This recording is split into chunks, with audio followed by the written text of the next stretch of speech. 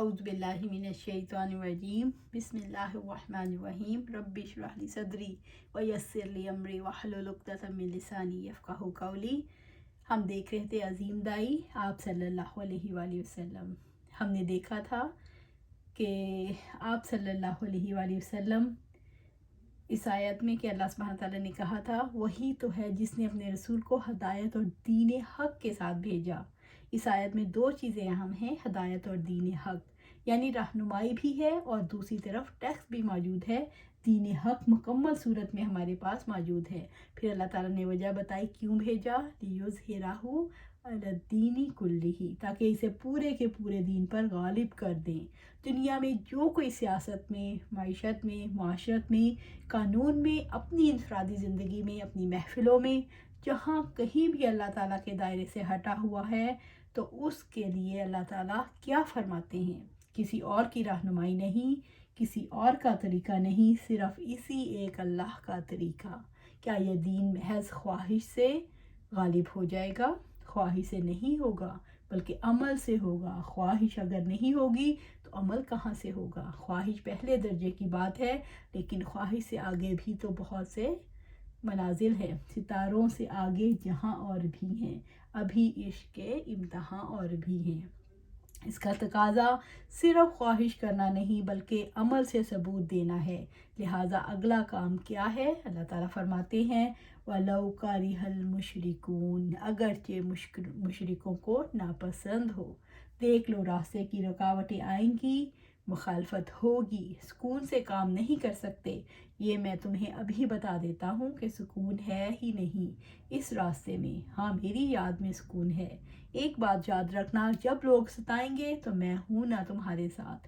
جیسے اللہ کے رسول صلی اللہ علیہ وآلہ وسلم کو کافروں نے ستایا، غزوہ احد کے بعد احد پہاڑ پر کھڑے ہو کر کہا لنا عزا ولا عزا لکم، ہمارے لیے عزا ہے تمہارے لیے عزا نہیں۔ تو اللہ کے رسول صلی اللہ علیہ وسلم نے فرمایا انہیں بتا دو اللہ مولانا ولا مولا لکم، اللہ تعالیٰ ہمارا مولا ہے اور تمہارے لیے کوئی مولا نہیں۔ اللہ تعالیٰ کے مولا ہونے کی مٹھاس کو کون پا سکتا ہے؟ جو اللہ تعالیٰ کا کام کرتا ہے، چاہے دوسروں کو کتنا ہی ناگوار لگے۔ مخالفتیں اگر ہیں تو ہو جائیں۔ ہم نے کرنا کیا ہے؟ اس دین کو سارے ادیان پر غالب کرنا ہے، اس نظام کو نظام زندگی بنانا ہے، مملکت کا نظام پوری دنیا کا نظام بنانا ہے۔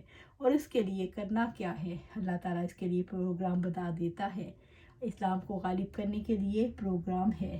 یا ایھا الذین آمنوا ھل ادلکم علی تجارۃ تنجیکم من عذاب علیم، اے لوگو جو ایمان لائے ہو، میں بتاؤں تمہیں وہ تجارت جو تمہیں عذاب علیم سے نجات دلا دے۔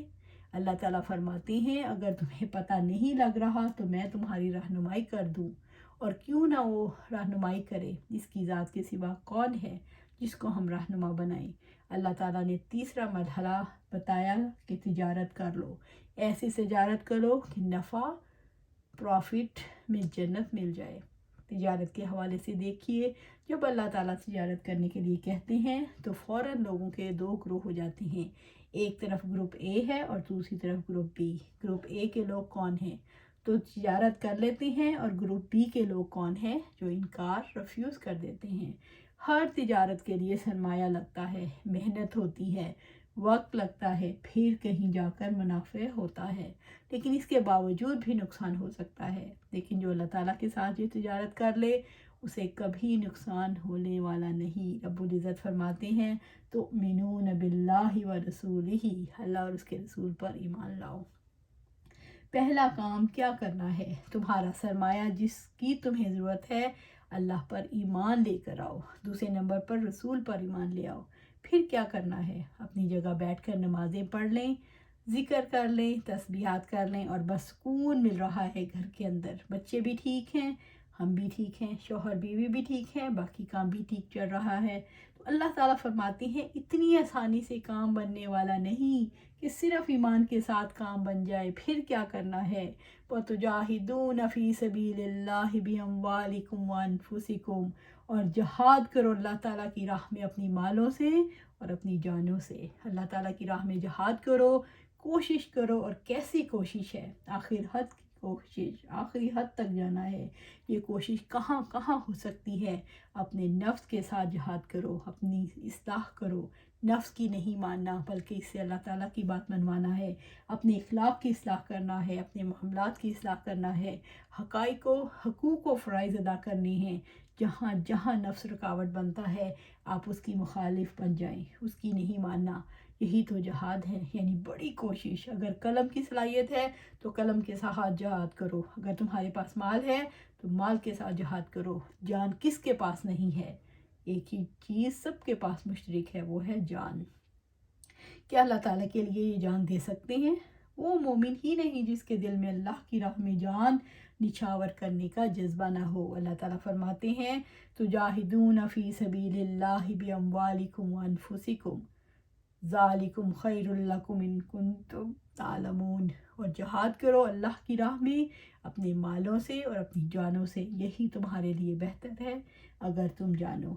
کیوں بہتر ہے؟ اللہ تعالیٰ فرماتے ہیں دیکھو تو صحیح، یغفر لکم ذنوبکم ویدخلکم جنات تجری من تحتها الانہار ومساکن طیبات فی جنات عدن ذالک الفوز العظیم۔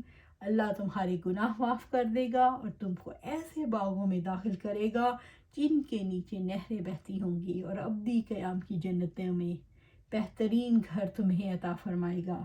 یہ ہے بڑی کامیابی۔ دنیا میں چھوٹی چھوٹی کامیابیوں کے لیے مال لگاتے ہیں، ساری صلاحیتیں، وقت، سب کچھ لگا دیتے ہیں۔ اللہ تعالیٰ فرماتے ہیں اتنی بڑی کامیابی کہ تمہیں جنت جیسی جگہ مل جائے گی، غم سے نجات مل جائے گی۔ تو اس بڑی کامیابی کے لیے کیا دنیا میں اللہ تعالیٰ پر ایمان نہ لاؤ گے؟ اللہ کے رسول صلی اللہ علیہ وآلہ وسلم پر ایمان نہیں لاؤ گے؟ اپنے مال کے ساتھ، اپنی جان کے ساتھ جہاد نہیں کرو گے؟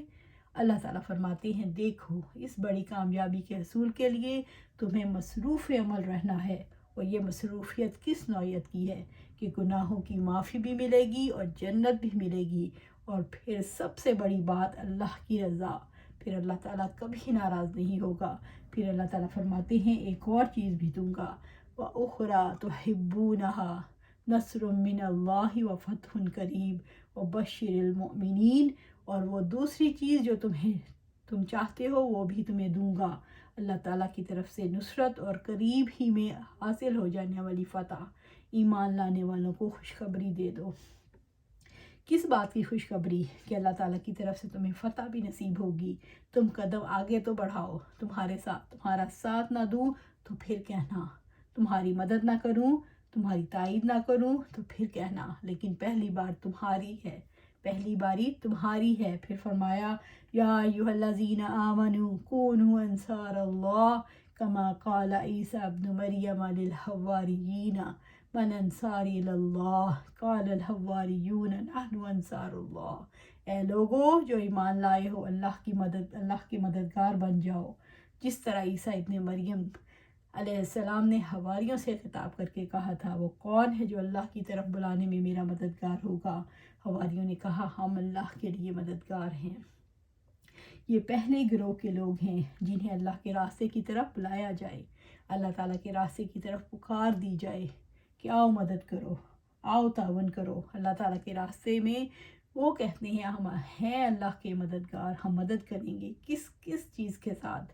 جان کے ساتھ، مال کے ساتھ، صلاحیت کے ساتھ، وقت کے ساتھ، سب کچھ لگائیں گے۔ اور لگانا کس انسان کے لیے تھوڑی ہے، کسی کے لیے نہیں۔ تجارت تو اللہ کے ساتھ ہے، جو اللہ کی راہ میں نکلتا ہے وہ اللہ کے راستے میں ہوتا ہے۔ اس سے ہمیں پتہ لگتا ہے اللہ تعالیٰ کے مددگار وہ ہیں جو کامیابی کو سپورٹ کرنے والا گروہ ہے، جو اللہ کے راستے کی طرف لوگوں کو بلاتا ہے۔ یہی گروہ اللہ کو پسند ہے۔ اللہ تعالیٰ اس کے بارے میں کیا فرماتے ہیں کہ وہ انصار اللہ ہیں، اللہ کے مددگار۔ کیا اللہ کو مدد کی ضرورت ہے؟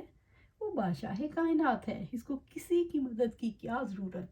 اللہ تعالیٰ نے انسانوں پر اپنی رہنمائی امپوز نہیں کی کہ تم نے لازماً یہ کام کرنا ہے۔ اللہ تعالیٰ نے اختیار دیا ہے۔ جب انسان کو اختیار ملتا ہے تو دشمن یعنی شیطان جو ساتھ لگا ہوا ہے کہتا ہے چھوڑو، پرے تم کیا کرنے بیٹھ کے، یہ کوئی تمہارے کرنے کے کام ہے؟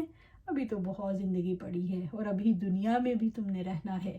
دیکھو کتنے کام ہیں جو دنیا میں رہنے کے لیے کیے جاتے ہیں، اور حقیقت یہ ہے کہ دنیا میں کوئی بھی نہیں رہتا، یہ شیطان ہے جو اس طرح اس کو دھوکہ دیتا ہے۔ اللہ تعالیٰ کی مدد کرنے والا کیا کرتا ہے؟ وہ پہلے خود اللہ تعالیٰ کا ہو جاتا ہے، پھر دوسروں کو اللہ کی طرف، اللہ کے راستے کی طرف بلاتا ہے۔ اور بلاتا کیسے ہے؟ اللہ کے علم کی روشنی پھیلاتا ہے، اسلام کے غلبے کے لیے کوشش کرتا ہے، مشترکہ جد و جہد کرتا ہے۔ مشترکہ کوشش سے کیا مراد ہے؟ وہ اپنے گھروں میں بیٹھ کر کوشش نہیں ہوتی، بلکہ پھر اس کے لیے سیسا پلائی ہوئی دیوار بن جاتے ہیں۔ سورۃ صف میں اللہ تعالیٰ اس کا ذکر کریں گے اور تعریف فرماتے ہیں۔ تو انشاءاللہ یہ اب ہم اگلی نشست میں پڑھیں گے، یہی ہم دیکھتے ہیں، اور کوشش کرنی ہے سب سے پہلے ہم اللہ والے بن جائیں، اللہ والے بنیں اور دوسروں کو بھی اللہ کی طرف بلائیں۔ جب اللہ کی طرف بلائیں گے تو انشاءاللہ جو سورۃ صف میں اللہ سبحانہ تعالیٰ فرماتے ہیں اور عزت مسلمانوں کی تعریف کی ہے، اس کو بھی ہم دیکھیں گے، کیونکہ ہم نے اس کا جد و جہد کا سلسلہ بننا ہے، اس کا قائم کرنا ہے، کیونکہ ہمیں چاہیے کہ ہم اللہ کے راستے پر نکلیں اور دوسروں کو بھی اس پر بلائیں۔ اسی میں ہماری آخرت کی کامیابی ہے، یہی عظیم کامیابی ہے۔ اللہ سبحانہ تعالیٰ ہمیں اس کی طرف راغب کرے اور اس پر ہمیں کاربند کر دے، استقامت عطا فرمائے۔ آمین یا رب العالمین۔